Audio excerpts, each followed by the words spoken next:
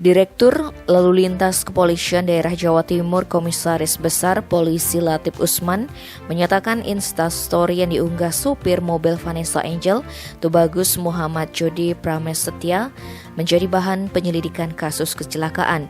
Dilansir dari Berita Antara disebutkan sebelum kecelakaan, sopir mendiang Vanessa Angel itu mengunggah Instastory yang memperlihatkan video dirinya mengemudikan mobil sang artis bersama keluarganya di kilometer 555 mengarah ke Surabaya. Dalam Instastory itu, Jody memacu kendaraannya dengan kecepatan tinggi di atas 100 km per jam. Tak lama kemudian di kilometer 672 terjadilah kecelakaan.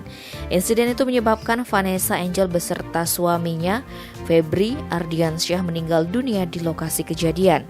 Kombes Latif mengatakan proses pemeriksaan Jody akan mengedepankan asas praduga tak bersalah. Semua alat bukti akan dikumpulkan untuk memastikan penyebab pasti kecelakaan tunggal tersebut.